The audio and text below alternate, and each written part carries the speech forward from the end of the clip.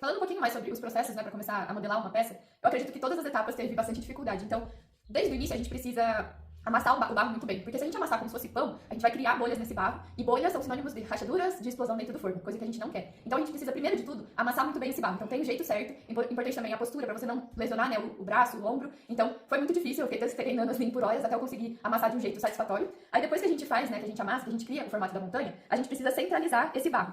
E aí entra também uma etapa bem difícil. Por quê? A gente precisa colocar todo o barro no centro, e por isso a gente sobe e desce a montanha diversas vezes. Então, aqui a gente cola, né? E aqui é importante a gente colar muito bem a argila no torno, porque se ela sair, depois pra gente é mais difícil a gente ter que recolocar ela com a argila mais molhada e tudo mais. Bom, depois que a gente coloca, a gente dá uns tapinhas nela, coloca o torno pra girar, pra ajudar também na centralização. Pra firmar o monte, né, aqui no torno, a gente pressiona com a mão de cima pra baixo, isso ajuda a fixar, né, esse bolo de barro aqui no nosso torno. E aí, depois disso, a gente faz o processo que a gente chama de subir e descer a montanha. E aqui é importante a gente controlar a força. Porque se a gente faz muita força de um lado, a gente pode acabar destruindo essa montanha. Então isso também é bem difícil, assim, no começo, eu ainda tô treinando bastante, pra conseguir centralizar. Porque se a gente não centraliza muito bem o barro, a gente vai ter uma peça torta, uma peça mais fina de um lado, mais grossa de outro, uma peça na diagonal, então uma parede mais alta que a outra. Então aqui a gente vai fazer a centralização. Vou demonstrar um pouquinho.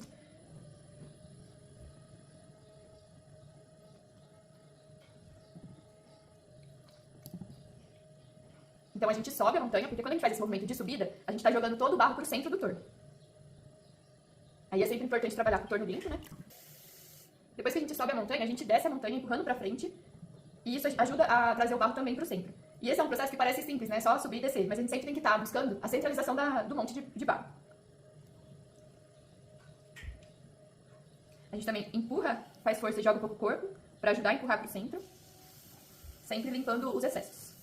Então, essa é uma parte que traz bastante dificuldade, porque o pouco que tiver descentralizado vai prejudicar a peça final. A argila descolou do torno.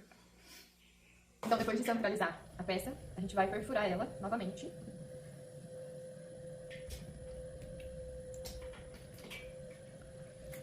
E abrir o fundo dela. E aqui é a dificuldade de manter a peça centralizada e garantir que a gente vai conseguir fazer as paredes o mais uniformes possível. E é nesse momento que a gente define o tamanho do fundo do pé que a gente vai querer. Isso com o tempo vai ficando um pouco mais automático, né? Mas no início a gente precisa medir mais e tudo mais. E aqui é a minha maior dificuldade do momento, que é subir a parede. Por quê? A gente precisa colocar a força de maneira igual durante toda a parede, senão a gente deixa partes mais finas e partes mais grossas. E aí fica um objeto estranho.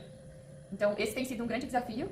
E subir em formato de cilindro também, porque como o movimento, né, faz com que a argila naturalmente vá pra fora, ele tende a vir em formato de cone. E aí a gente sempre tem que estar voltando ele no formato cilíndrico. E aí a partir do cilindro a gente consegue fazer vasos,